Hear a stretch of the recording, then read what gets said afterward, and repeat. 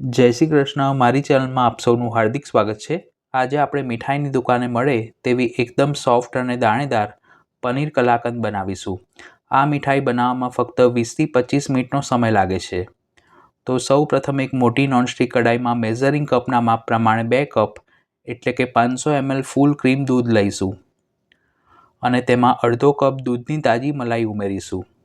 જો તમારી પાસે ઘરમાં દૂધની તાજી મલાઈ હાજર ન હોય તો તેના બદલે તમે અડધો કપ મિલ્ક પાવડર ઉમેરીને પણ આ જ રીત ફોલો કરીને કલાકંદ બનાવી શકો છો. હવે ગેસ ચાલુ કરી મીડિયમ ટુ હાઈ ફ્લેમ પર મલાઈ સરખી ઓગળે અને દૂધ પણ ઉકળીને 50% જેટલું ઘટ થાય ત્યાં સુધી તેને તાવેથા વડે આ રીતે થોડી વારે હલાવતા રહીશું.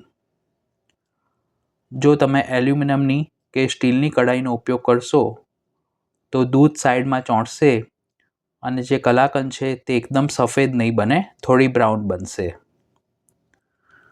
જો તમારે મેંગો કલાકંદ બનાવતા શીખવું હોય તો તેની રેસીપી લિંક ઉપર આઈ બટન પર અને વિડીયોના ડિસ્ક્રિપ્શન બોક્સમાં આપી છે. મિલ્ક પાવડરનો ઉપયોગ કરશો તો દૂધ જલ્દી ઘટ થઈ જશે, પણ ટ્રેડિશનલ રીતે તમે મલાઈ ઉમેરશો તો પણ કલાકંદ એકદમ દાણેદાર તૈયાર થશે. હવે દૂધ ઉકળીને ઘટ થાય ત્યાં સુધી મેં 200 ગ્રામ ફ્રેશ પનીર લીધું છે. તેને મોટા છેદવાળી છીણી વડે છીણી લઈશું. જો તમે શ્રી પ્રભુને ભોગ ધરવા માટે દૂધ ઘરમાં સામગ્રી સિદ્ધ કરતા હો તો પનીર પણ ઘરે બનાવવાનો જ આગ્રહ રાખવો. જ્યારે પણ તમે ઘરે પનીર બનાવો ત્યારે તેમાં બિલકુલ ખટાશનો ભાગ ન રહેવો જોઈએ, કારણ કે સહેજ પણ ખટાશ જો પનીરમાં હશે અને તે પનીર આપણે ડાયરેક્ટ દૂધમાં ઉમેરીશું તો દૂધ પણ ફાટી જવાની શક્યતા રહે છે.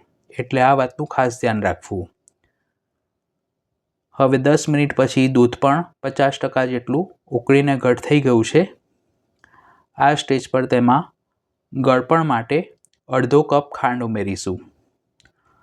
ખાંડનું માપ તમને જેટલું મીઠું એટલે કે ગળ્યું પસંદ હોય તે પ્રમાણે રાખી શકો છો, પણ આ માપ ફોલો કરશો તો પ્રમાણસરની મીઠી કલાકંદ તૈયાર થશે. દૂધ ગરમ છે એટલે ખાંડ ફક્ત 1થી 2 મિનિટમાં ઓગળી જશે. આ સ્ટેજ પર આપણે જે પનીર 200 ગ્રામ છીણીને રાખ્યું હતું તે પણ તેમાં ઉમેરી દઈશું. જ્યારે પણ તમે કલાકંદ બનાવો ત્યારે વાસણ થોડું મોટું લેવું જેથી દૂધના છાંટા બહાર ન ઉડે. હવે ખાંડ ઓગળશે અને તે પનીર સાથે મિક્સ થશે એટલે મિશ્રણનો રંગ પણ સફેદમાંથી થોડો પીળો થઈ જશે.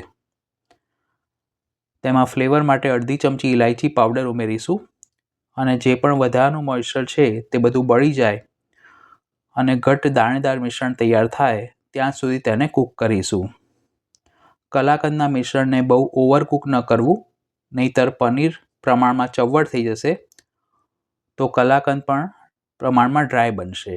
એટલે આ રીતનું સાધારણ થોડું મોઇસ્ચર રહે એટલે ગેસ બંધ કરી દેવો. હવે કલાકંદને ઠારવા માટે મેં એક ચોકીમાં ઓડિકો બેક પેપર પાથરીને રાખ્યું છે, જેથી તેને ઘીથી ગ્રીસ કરવાની જરૂર નહીં રહે. તૈયાર કરેલા મિશ્રણને ચોકીમાં કાઢી અને ઇક્વલ લેવલમાં સેટ કરીશું. પછી તેના ઉપર બદામ પિસ્તાની કતરણ અને કેસરના તાંતણાથી ગાર્નિશ કરીશું. તમે તેને ગુલાબની પાંદડીથી પણ ગાર્નિશ કરી શકો છો. હવે મિશ્રણ સરખું રૂમ ટેમ્પરેચર પર ઠંડુ થાય એટલે આ પ્લેટને મિનિમમ 2થી 3 કલાક અથવા તો ઓવરનાઇટ માટે રેફ્રિજરેટરમાં મૂકી દઈશું, જેથી કલાકંદ સરખી જામી જશે.